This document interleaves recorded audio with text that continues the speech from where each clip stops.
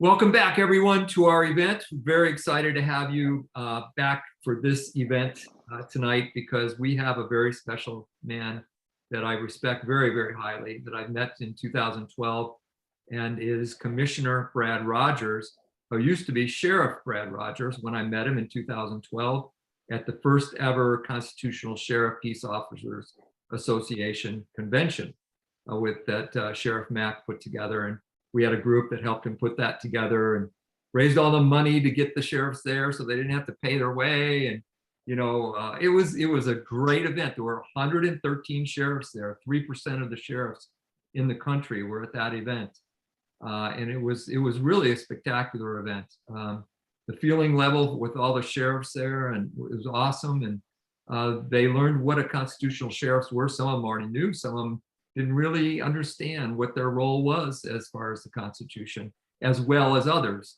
Would you agree with that, Brad? That a lot of those sheriffs learned a lot about the Constitution at that event, and it was fantastic. That's right. That's right, Clyde. Thanks for having me on, and it's a pleasure to be here. You're absolutely right. It is one of those things that every individual is kind of different level of constitutional knowledge and what it means to be a constitutional sheriff. And Right. so, I think everybody is at different levels, but that was a great example of a lot of sheriffs coming together, some with more knowledge than others. None of us were better than any others, but we were able to share and help teach each other what it's like, or what it should be like, to be a constitutional sheriff. Right. And your role there was really pivotal because several of the sheriffs had great examples of how they handled things in their county to protect the citizens and protect their constitutional rights. And of course, this was before COVID. Which now there's been a lot of opportunities for sheriffs to protect the rights of their citizens. But at that time, what you did with the FDA was really remarkable. And I'd like you to tell people what happened there with the FDA and the raw milk farmers. Okay, so I was sheriff. I started sheriff in January of 2011. And so I was, this incident happened in December of 2011. So I had been sheriff almost a year. And because I was familiar with Sheriff Mack, and I knew what being a constitutional sheriff, was going, how we really should play this out. I knew that potentially the federal government could have overreach in our county. And so I didn't know when it was going to happen, but it was one of those things that I kind of had kept my eye open for. Right. And one day an Amish farmer contacted me around December 1st of 2011, contacted me and said, "I'm having trouble with the federal government. Can you come talk to me about it?" Of course, as sheriff, I'm very accessible. As an elected official, I went to this farmer's kitchen and sat down at his table, and he showed me a bunch of paperwork. And basically, in short, was that this farmer was a dairy farmer, and he was selling his raw milk to food co-ops. Now, for your listeners who don't know what a food co-op is, that it's basically, in summary, you're paying a subscription to get natural foods, organic foods, and raw milk. And they, like a membership. It's like a membership. Yeah. It wasn't being sold to the public. It was it was just to those members. So and then he was going across state lines, which is where the federal government thinks that they have authority and those kind of things. And incidentally, it was getting so deep that the federal government, the Department of Justice, has actually subpoenaed this farmer to a grand jury in Grand Rapids, Michigan, which is outside of Indiana, of course, where we border the southern border of Michigan. So I said, well, tell me exactly what's going on. And he said, well, the FDA inspectors, which traditionally come about annually to inspect the milk farm, and most farmers get these FDA inspections. And typically it's almost like it's a search with consent. In other words, you're letting them in and they're inspecting it. They give you a clean bill of health, and you move on. Well, this farmer who is an Amish farmer, and he doesn't even vote. I mean, they say they cast their ballot on their knees, and they said, could you help me? And of course, I'm a sheriff for all citizens in the county. So I said, well, what do you have in mind? He says, well, I don't want these FDA inspectors here anymore. I said, I'm withdrawing my consent. And he said, I would rather that they not come back anymore. And I said, oh, I can help you do that. And so I got the information. I didn't have the inspectors' names. I couldn't read the names on the papers, but I did have the trial attorney from the Department of Justice, and that had subpoenaed the farmer. So I sent an email. There was no physical confrontation. There was no SWAT team. There was no guns ablazing or anything like that. All this was done via email and letters as the sheriff. And so I contacted the Department of Justice trial attorney, and I said, greetings, I'm the sheriff of Elkhart County, Indiana.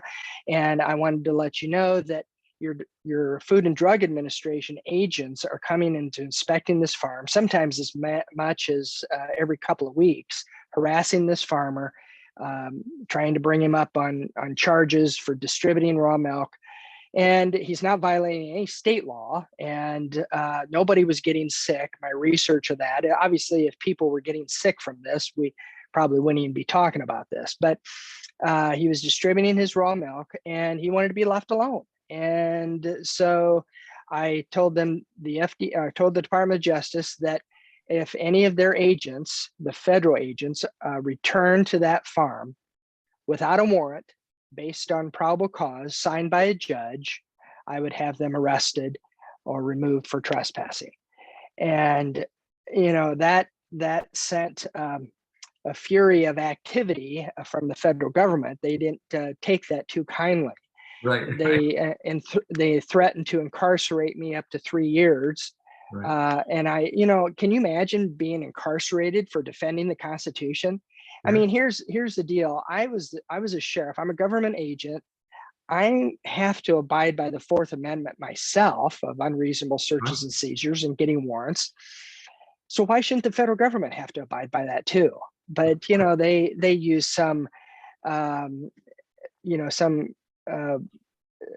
administrative code that basically said it gives them the authorization to do that. Right. I disagreed. So I said that order still stands. Of course, they begged, the Department of Justice trial attorney begged to turn me over to the county attorney. In other words, you're just a dumb sheriff. Let me speak to the county attorney and let me put some words of wisdom into it. And I said, no, I'm the sheriff. I run this county, not the county attorney. Right. And so I said, my decision stands. Well, remember, that was December 1st, thereabouts. And the grand jury was supposed to be, I think, on December 8th. 2 days after that happened, the farmer received a certified letter from the Department of Justice releasing him from the grand jury. And to this day, and we're talking current day, 2021, that would be 10 years ago, the FDA has not showed up back at this farmer's ranch since then. And interestingly enough, that farmer has retired and his son has taken over, but his production nearly doubled or tripled because of the publicity that he got off of that. And again, the federal government hasn't been back, which shows you that they blinked. They knew they were probably going to try to do a war that they couldn't win. They didn't arrest the sitting sheriff.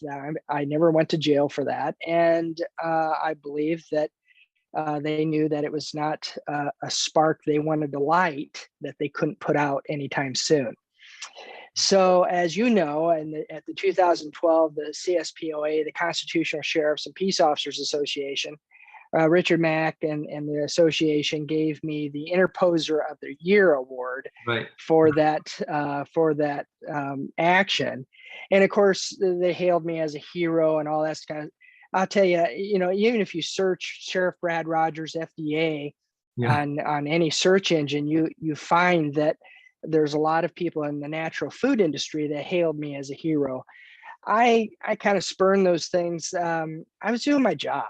I was upholding my oath of office, which is I promise to uphold the United States and the Indiana Constitution to the best of my ability. So help me God.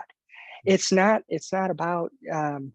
you know, being in the glory limelight and all this kind of stuff. But I do like the fact that I can share my examples, Right. the story with other sheriffs and other interested parties. So not to brag, but just to let them know that, look, I'm no important person. I'm not this big tough guy. And you can take a little backbone and apply it. And sheriffs bemoan the fact that they're losing authority. Well, I say to sheriffs, you're losing authority because you're allowing it to be done. Take it back. And you're in a unique position as a sheriff who's wearing a badge of authority. You're carrying a gun. You have arrest authority. Then use your position not in a haughty way or a pompous way, but rather to protect your citizens from government overreach. Exactly. And you don't need to necessarily die on every hill. I mean, I've had people come to me, that had suspended driver's licenses, and they end up being sovereign citizens, and they say, Sheriff, you need to protect me from I shouldn't need a driver's license. You should protect me from that. Listen, I'm not going to die on every one of those hills because I still believe in states' rights, and states have the authority to put in things like driver's licenses and seatbelt laws and some of those things. Whether you agree with it or not, it's still a state right, and it's a liberty issue that you should be addressing with your local state legislators if you disagree with those kind of things. Right. But as a sheriff, you have a lot of authority, and so that's the issue with the FDA. And now there's a new sheriff, because in Indiana we have term limits. So I was term limited. I was done being sheriff in 2018. Went back as the jail commander under the next sheriff, who was kind of tutored under me, Right. and was a captain under me. And when he became sheriff, now he, I believe, is a constitutional sheriff, and of course refuses to enforce these mask mandates and all these social distancing issues that health orders have put out. And Very good. so you can see where the fire that was lit will continue to shine into hopefully future generation of sheriffs. That's very amazing. Very. And we got 3,000 sheriffs nationwide. Imagine if you said there was only 3% at the conference, but imagine if we could even get just a few more sheriffs involved in this liberty movement. They'd make a big difference. Absolutely. And it also verified the fact that the Mac Prince case, the Supreme Court case, endorsed or made substantive in terms of the law that the sheriff is the supreme law enforcement officer in this county. That's correct. And that's a big deal, So, it also, and I think Scalia's decision was that, the local government and the state governments and the federal government actually check each other, and that's one of the checks and balances that people forget about, and Right. So that was just a great thing to happen. You showed an example to a lot of people. Now we got guys like Jesse Watt that are doing extremely well and doing the same thing in Nevada. And he just, I think he had 3 or 4 million hits on his Facebook page with the letter to his commissioners, his county commissioners, saying that as sheriff, he's going to protect the rights, the constitutional rights, the Bill of Rights, the constitutional rights that people have in his county from the mandates and statutes and all these orders that are coming from the governor of Nevada, which are ridiculous. And so, they've backed down. I mean, he's no masks, no mandates, no lockdowns in his county. So it's another sheriff that, like you, that's made it. Yeah, I met Sheriff Watts. Yeah. You were in Virginia, right? at that Lynchburg event? Actually, I met Sheriff Watts in Houston at Okay. the end of February, at Okay. the last conference in February. I went there to speak, Right. met Sheriff Watts there, and yeah, I was honored to meet him Yeah. and be in the presence of other constitutional sheriffs there. Yeah. So, Yeah. That was neat. and now I'm elected as a county commissioner, Right. and that's a board of commissioners of 3 commissioners, and of course I can work closely with the sheriff, not only as the sheriff can kind of back the citizens up, but as a policymaker and as the executive and legislative branch of county government, I can help support that sheriff in the ongoing work here. And you're also still a captain in the sheriff department, right? No, I retired in December, retired. so Oh, okay. I'm totally a full-time commissioner now. Okay. Okay. Well, that's fantastic. Well, tell us a little bit about what it's like working local. And you wanted to mention some things about, what we can do on the local level to support our constitutional rights movement.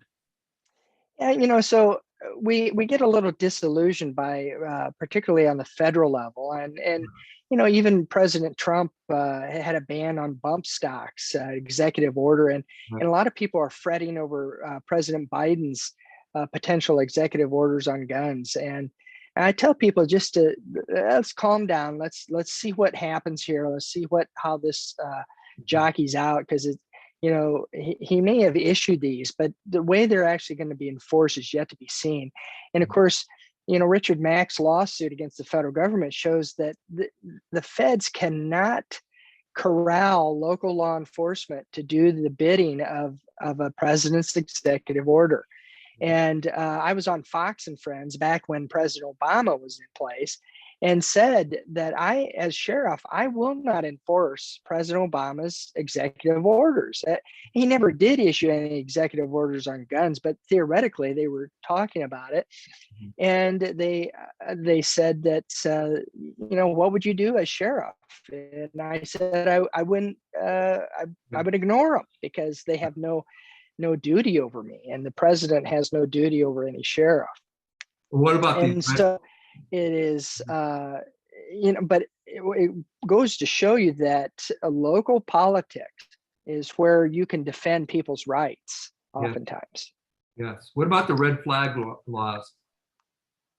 The red flag laws, and I don't know what they're. Yeah, so that's dangerous territory as well, and you particularly when you confiscate and then you try to do due process, it's in the reverse order. And whether we don't like it or not, I mean, people say, well, we need red flag laws to protect people, but that's not what the Constitution says. The Constitution says we need due process.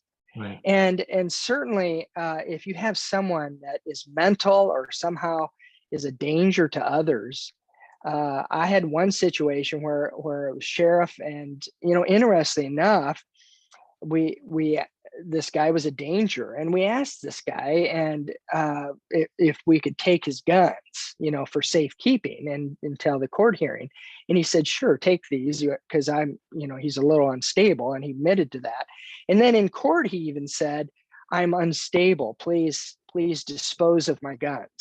Yeah, but you see, that was a situation where you had the citizen cooperating, and we worked it for the best, and we end up selling the guns and gave the money back to the citizen, because that was his property.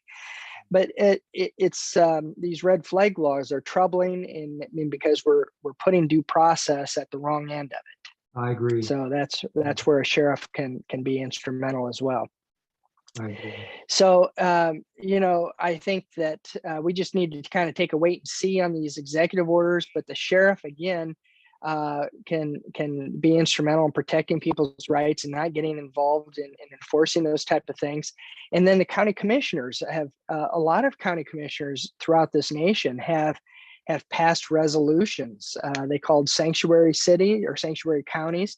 I'm not talking about immigration. I'm talking about Second Amendment sanctuaries, or even Bill of Rights sanctuaries, where we're not just talking about the Second Amendment, we're talking about the whole Bill of Rights, which I would be more favorable to, and just say, look, we're not going to allow a breach of our Bill of Rights from any state or federal government in our local area. And that's where I think local politicians, local county councils, a lot of times the councils are involved in the fiduciary side of county government. And then you have the commissioners on the executive and legislative branches, and they can help set policy and ordinances and resolutions to help back the sheriff up and to keep those counties safe. Oh, I love these county resolutions like that. I think that those are very, very important.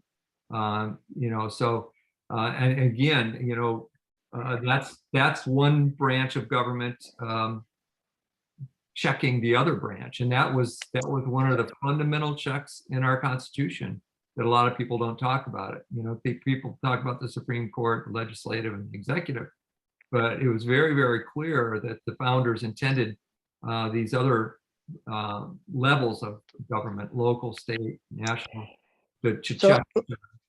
Yeah, and talk about that. Let me share this story with you, Clyde. This is very important because I had a reporter come to me and he goes, Sheriff, who made you judge to judge what is constitutional or not? And I said, well, I take an oath of office. He goes, yeah, but your job is to enforce the law. And I said, no, that's not accurate. My job is to uphold the Constitution. And he said, well, who made you judge? And I said, well, let me ask you this, Mr. Reporter.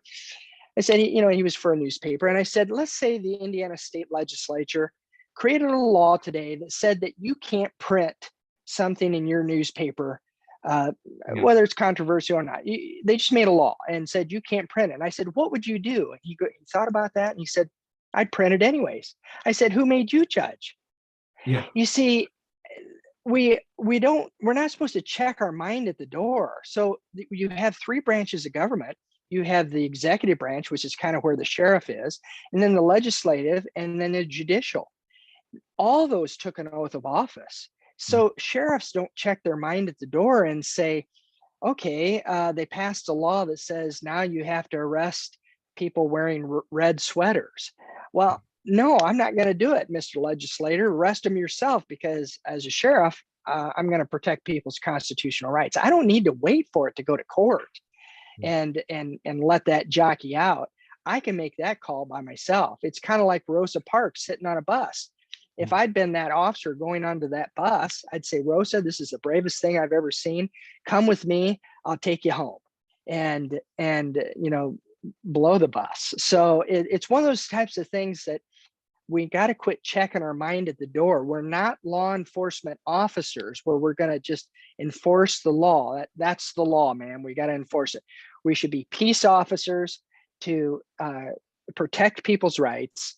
And yes, most of the time that's from bad people, criminals, but it can also be from overreaching government. And so I encourage sheriffs and chiefs and other police officers that hear this, remember your oath. That's the most important promise that you take.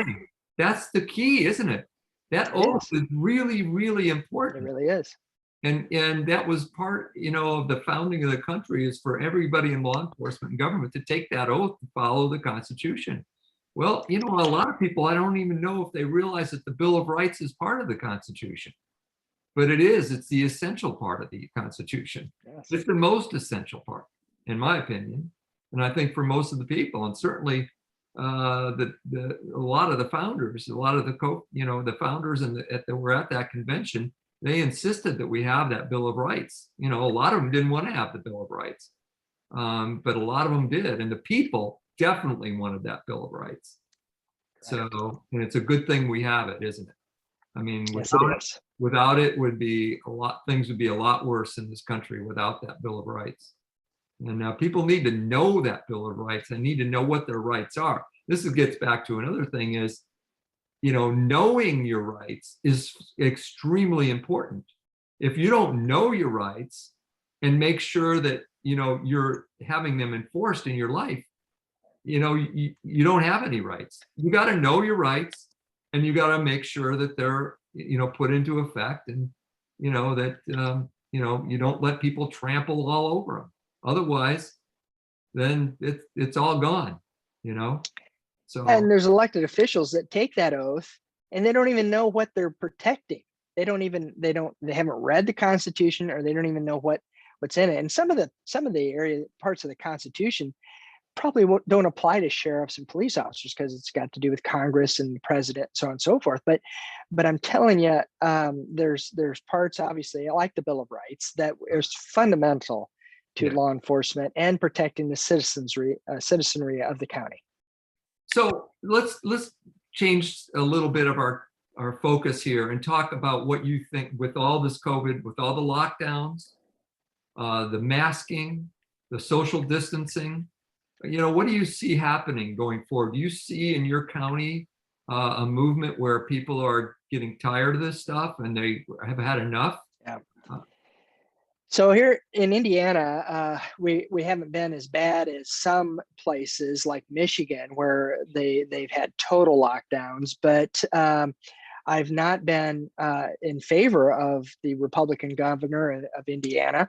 And back in last spring, he actually designated essential versus non-essential. Yeah. I'm sorry, Clyde, that's Hitler-esque. Absolutely. That's just, I mean, okay, so barbers were not essential. Okay, well, you ask the barber and the people who need their haircuts, that those barbers are essential to put food on their table and so on. Right. We should on the other hand, if a barber says, I'm going to close down for a couple of months because I don't want to harm my customers or whatever, that's his right to do that. Right. But for government, and I speak as a government official, that is not the proper role of government. We should not be saying things like essential versus non-essential. Now, when we get into health orders, if this disease would have been so fatal that 90% of the people that contracted it fell dead on the street, okay, maybe I would see a little bit more justification to have a little bit more urgency in protecting people. But that's not what we're dealing with here. No. We're dealing with a high recovery rate, and yes, there are people. 99.97% recovery rate. Exactly. And obviously, there have been people that died. I'm not a conspiracy theorist in the sense that I believe that COVID exists. But I believe that we're overreacting, and juxtaposed against something like the flu, we didn't react with a bad flu year this way, and so it's concerning to me. And of course, health orders, oftentimes by unelected bureaucrats, are making these orders. And so Indiana just passed Senate Bill 5, which it's on the governor's desk to sign. And that would actually give the county commissioners the ability to overrule the health officer on any health order and enforcement that the health officer might make, that we can overrule that or affirm it, whatever. But at least it's through the elected officials. So this is the difference. Is he going to sign it? Well, it's yet to be seen. I don't know, but I hope he's getting a lot of pressure. Is he getting a lot of pressure? So you have tyranny of the experts, people like Fauci and others, right. These health officers that are unelected, and that we need to make sure that the decisions are made by elected officials that have everybody's ear and can weigh the balance of these experts and what's best for the community. Because as you know, you start closing stores down and lockdowns in place, you're harming other people too, because other people can't get their surgeries that they need, the elected surgeries, their cancer treatments. You have mental health disorders that are occurring. I just can't.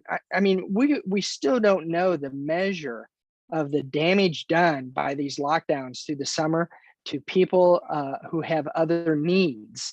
And it'll be interesting to see as this ongoing to see what kind of stats that. Yeah, I think there's a lot of mounting evidence that these lockdowns have harmed more people than COVID, and in a lot of ways, abuse, substance abuse, spousal suicide.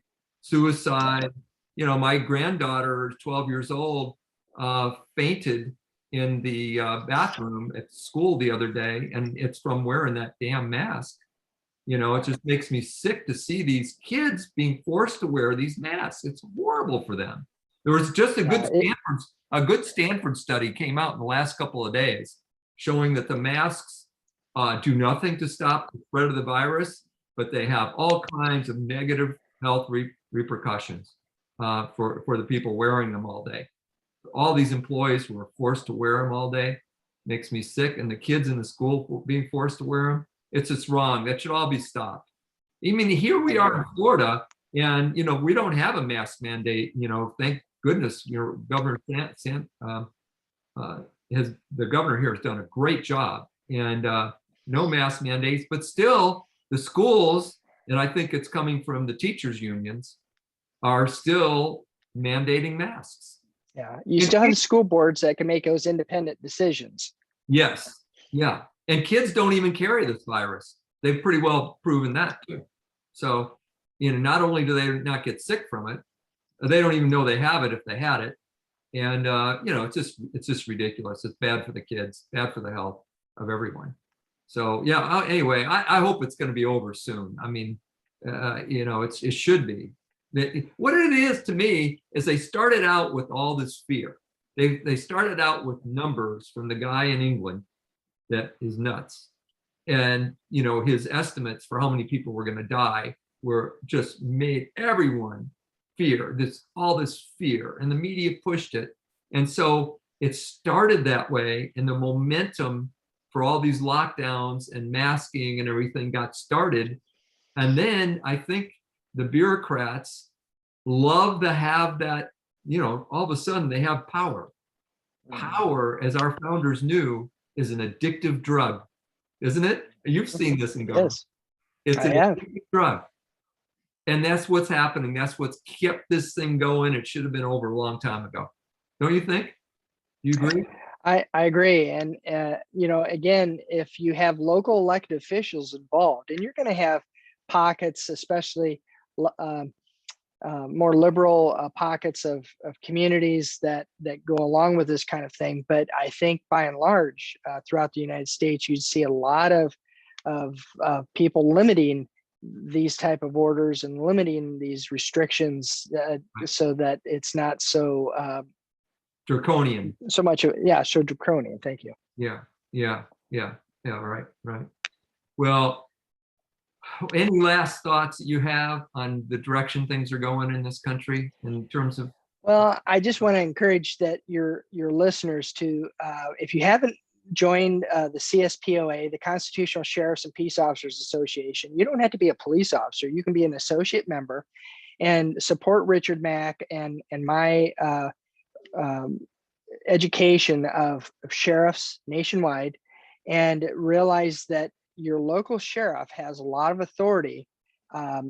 Let him hear from you, and let him that you expect that he would uphold his oath of office and protect people's rights, and you know, help. He might not be at the level that you would expect, but you can start educating. Because even myself, I wasn't, especially as a patrol officer early years, I grew up with, you know, seeing what happened at Hurricane Katrina with the gun grab there, and Randy Weaver out in Idaho, and the Branch Davidian compound in Waco. I saw that growing up, and I'm thinking, my goodness, the federal government was really responsible for many of those issues. And if a local sheriff would have been involved, there would have been less tragedy, less people killed. And oftentimes we would get this thing resolved peacefully and with people's rights protected. And so that's the issue that I focus, is that local politics is where you're at. Some people say, well, I'm waiting to vote for the next presidential election. Well, I'm telling you, your local politics is really where your rights can be protected. And so I encourage you to get involved in your local politics, elect responsible and constitutional people at the commissioner level, at the council level, and even school board, sheriff, all that, because a lot of things can be impacted by that. And we can resist state and federal tyranny mostly at that level. So I just encourage people to get involved in that. Those are great thing. And on the CSPOA, I'm an associate member. I think it's $50 a year. You're supporting the CSPOA, and get involved with supporting your sheriff and electing your sheriff in your community. It's so critical. And Richard at the CSPOA, there's a manual, I believe, for sheriffs that he puts out that to, show sheriffs, what that means to be a constitutional sheriff. And there's a little pocketbook that he has there to hand out to people too, that you can hand out to your friends about constitutional sheriff and supporting your constitutional sheriff. So CSPOA.com, I believe is what it is. .org.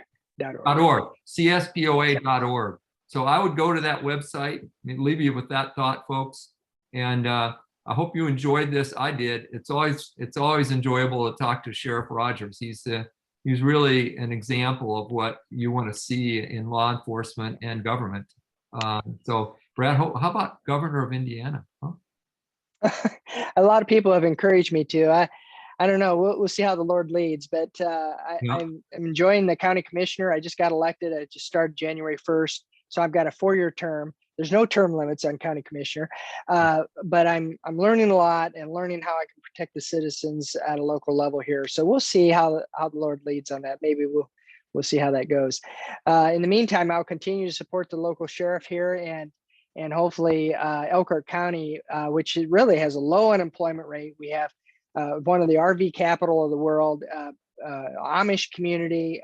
Please come visit and look me up if you're here at the commissioner's office. So I'm from a neighboring county, Lake County, Indiana, and I can tell you Elkhart County is a beautiful county. It really is.